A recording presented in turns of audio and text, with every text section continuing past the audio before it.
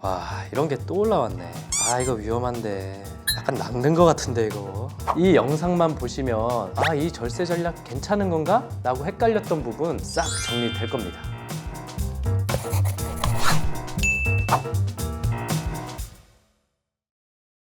안녕하세요. 세무법인 엑스퍼트 박상현 세무사입니다. 제가 오늘 여러분들에게 말씀드리려고 하는 거는 절세 전략 함부로 짜지 마세요 라는 제목으로 말씀드릴 건데, 우리가 지금 한간에 그리고 SNS 상에 많이 떠돌아다니는 그런 절세 전략들이 굉장히 많거든요. 저와 거래하는 많은 사장님들이 구전으로 전해지는 그런 절세 전략들이 굉장히 많아요. 그런데 이런 게 가끔 보면 좀 위험할 수가 있어요. 특히 국세청 입장에서는 절세라는 단어를 조금 민감하게 바라보고 있습니다. 왜냐하면 결국 절세라는 부분이 조금 더 깊어지면 조세 회피가 되고, 이 조세 회피가 결국 탈세를 의미하기 때문에 절세 전략 잘못 짰다가는 정말 위험해질 수도 있다 라는 부분 좀 유념하시고, 오늘 이 영상만 제대로 보시면 절세 전략 제대로 짜실 수 있을 겁니다. 사장님들이 오해할 수 있는 첫 번째 절세 전략은 대표자의 신용카드, 사업용 카드를 마음껏 써라 라는 내용의 이제 절세 전략입니다. 이 부분은 사업자분들이 많이 오해하시는 것 중에 하나인데, 모두 다 비용 처리된다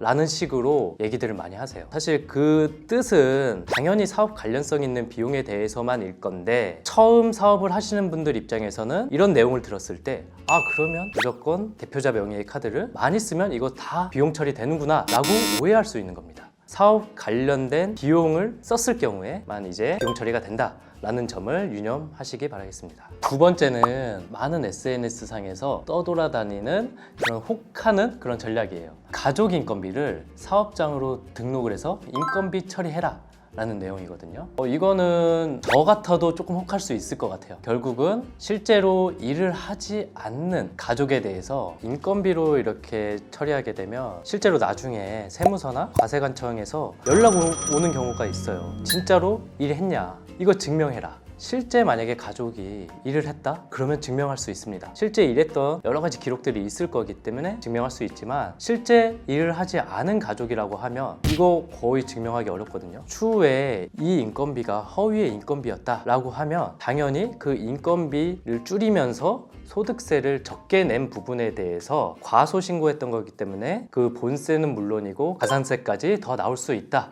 라고 생각하시면 될 것 같습니다. 실제 제가 상담하다 보면 아, 와이프랑 나 진짜 같이 일을 한다 라고 하시는데, 반드시 그 와이프분이랑 같이 일을 하셔야 됩니다. 근무의 형태는 뭐 그렇게 중요하지 않겠지만 재택근무의 형태로라도 반드시 일을 하고 일을 했다라는 그런 근거들을 과세관청에 제시할 수 있어야 됩니다.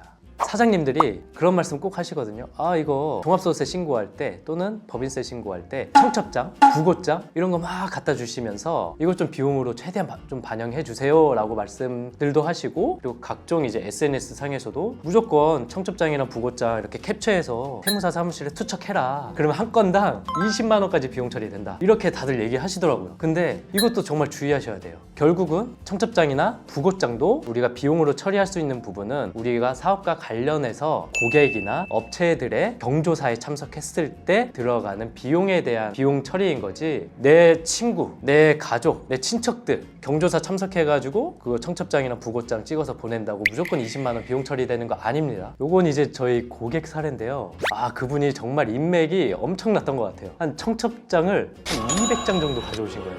아, 근데 요거는 반드시 실질에 맞춰가지고 우리가 비용 처리해야 된다. 만약에 이렇게 너무 과도하게 부고장, 청첩장을 비용 처리했을 때 세무서로부터 의심을 받을 수 있다라는 점 유념해 주시기 바라겠습니다.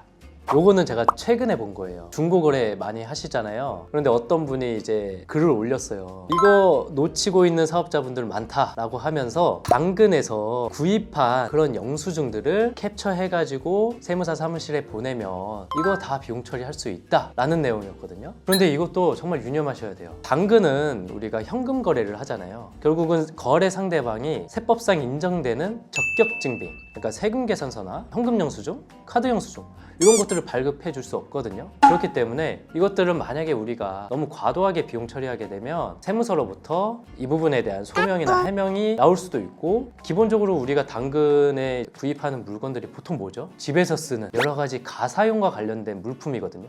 이런 것들이 다 사업용으로 썼다라고 증빙하기가 굉장히 까다롭습니다. 그리고 이거를 다 이제 비용 처리한다라고 하더라도 결국은 적격 증빙이 없기 때문에 증빙불비 가산세 2%를 부과받을 수 있다라는 점 좀 유념하셔가지고 오해가 없으셨으면 좋겠습니다. 혹시 PD님 알고 계시는 뭐 절세 전략 이런 거 있으세요? 사업용 신용카드를 무조건 뭐 홈택스에 등록해라? 저 이거밖에 모르겠어요. 네, 맞습니다. 그거 사업용 신용카드 홈택스에 등록하시면 당연히 비용 처리하는데 도움이 됩니다. 근데 요거는 무조건 비용 처리된다? 요 개념이 아니고 저희 세무사 사무실이나 세무법인에서 비용으로 반영하기에 조금 더 수월할 뿐인 거지 이게 반드시 절세에 도움이 된다? 이거는 아닙니다. 요거 오해 좀 하지 않으시기 바라겠습니다.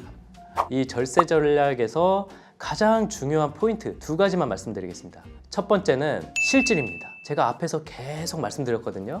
결국 실제 사업과의 관련성이 있느냐, 이게 이제 가장 중요합니다. 결국은 과세관청에서 바라보는 건 비용들이 실제 사업에 잘 쓰여졌는지이거든요. 그렇기 때문에 형식과 실질이 반드시 일치되어야만이 올바른 절세 전략을 짤 수 있다라는 부분을 아셨으면 좋겠습니다. 두 번째는 사실 사업을 하다 보면 여러 가지 이제 비용들도 많이 발생되고 굉장히 팍팍하잖아요. 그렇기 때문에 사장님들이 절세라는 거에 좀 많이 꽂혀 있는 것 같아요. 우리 이 절세에 대해서 너무 꽂혀 있지 말자. 결국은 세금이란 것은 우리가 사업을 하다 보면 반드시 발생할 수밖에 없는 비용인데 이걸 너무 줄이려고 우리가 약간 이제 주객전도죠.